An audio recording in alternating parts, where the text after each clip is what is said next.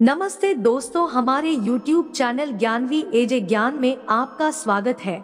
आज हम बात करेंगे कि अच्छे लोगों के साथ हमेशा बुरा क्यों होता है। वहीं जो लोग बुरे कर्म करते हैं और अज्ञान की राह पर होते हैं वो खुशहाल दिखते हैं। श्री कृष्ण ने इसका जवाब गीता में दिया है। आपने महसूस किया होगा कि जो लोग अच्छे कर्म करते हैं वो परेशान रहते हैं, वहीं जो बुरे कर्म करते हैं वो खुशी से रहते हैं। अच्छे कर्म करने वाले परेशान होते हैं, आखिर उन्हें इतनी परीक्षा क्यों देनी पड़ रही है, जबकि जो अधर्म की राह में है वो खुश है और जिंदगी का लुत्फ उठा रहे हैं। अगर आपके मन में भी ये सवाल आया है तो आज हम आपको इसका जवाब देंगे। भागवत गीता में लिखा है और श्री कृष्ण ने अर्जुन को दिया था।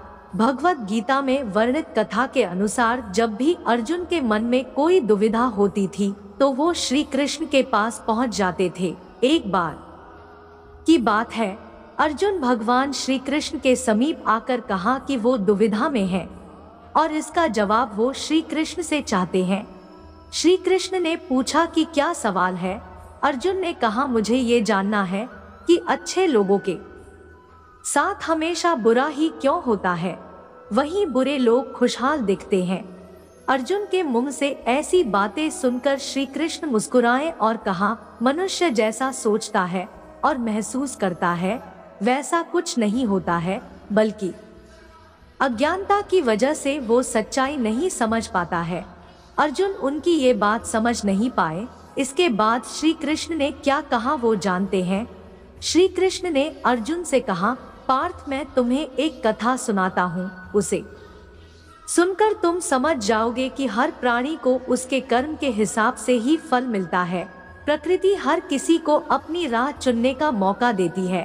अब वो मनुष्य की इच्छा पर निर्भर करता है कि उसे धर्म की राह चुननी है या अधर्म की। कथा शुरू करते हुए श्री कृष्ण ने कहा, एक नगर में दो पुरुष रहा करते थे।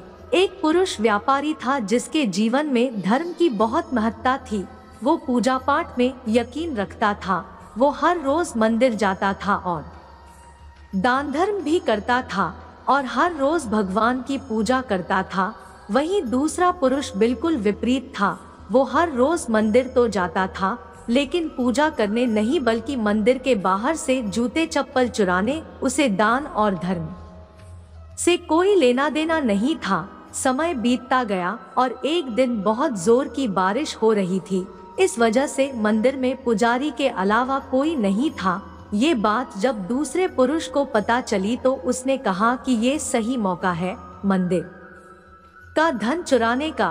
पंडित से नजर बचाकर उसने मंदिर का सारा धन चुरा लिया। उसी समय धर्म कर्म में विश्वास रखने वाला व्यक्ति भी मंदिर पहुंचा। दुर्भाग्य से मंदिर के पुजारी ने उसे ही चोर समझ लिया और चिल्लाने लगा। वहां लोग एकत्र हो गए और उसे बहुत मारा। किसी तरह वो बचते बचाते वहां से निकला तो दुर्भाग्य ने उसका साथ वहां भी छोड़ दिया। मंदिर के बाहर वो एक गाड़ी से टकरा गया और घायल हो गया। फिर वो व्यापारी लंगड़ाते हुए घर जाने लगा तो रास्ते में उसकी मुलाकात उस पुरुष से हुई जिसने मंदिर से धन चुराया था। उसने कहा, आज तो मेरी किस्मत चमक गई, एक साथ इतना सारा धन मिल गया। ये सब देखकर उसे बहुत बुरा लगा और उसने अपने घर से भगवान की सारी तस्वीरें निकाल दी। कुछ सालों बाद दोनों पुरुषों की मृत्यु हो गई।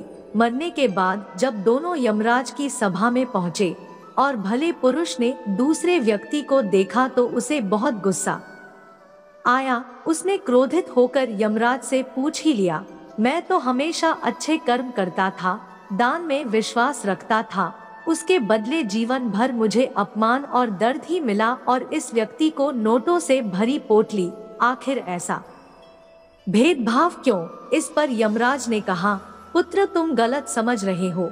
जिस दिन तुम्हारी गाड़ी से टक्कर हुई थी वो दिन तुम्हारे जीवन का आखिरी दिन था, परंतु तुम्हारे अच्छे कर्मों की वजह से तुम्हारी मौत सिर्फ एक छोटी सी चोट में बदल गई। तुम इस दुष्ट व्यक्ति के बारे में जानना चाहते हो।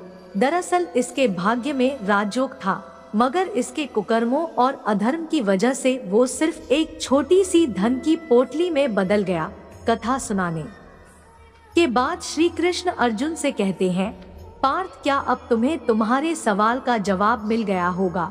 ऐसा सोचना कि भगवान तुम्हारे कर्मों को नजरअंदाज कर रहे हैं, ये बिल्कुल भी सत्य नहीं है। भगवान हमें कब क्या किस रूप में दे रहा है, मनुष्य को समझ में नहीं आता है। मगर आप अच्छे कर्म करते रहें तो भगवान की कृपा हमेशा बनी रहती है।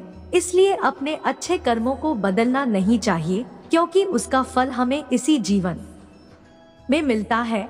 इसलिए मनुष्य का फर्ज है कि वो हमेशा अच्छे कर्म करते रहें, क्योंकि श्री कृष्ण ने गीता में भी बताया है कि किसी के द्वारा किया गया कर्म बेकार नहीं जाता है, चाहे वो अच्छा हो या बुरा। दोस्तों, आपको यह कहानी कैसी लगी हमें कमेंट में अवश्य बताएं। वीडियो पसंद आया हो तो अपने दोस्तों के साथ शेयर जरूर करें और हमारे चैनल पर नए हैं तो सब्सक्राइब करना बिल्कुल ना भूलें। धन्यवाद।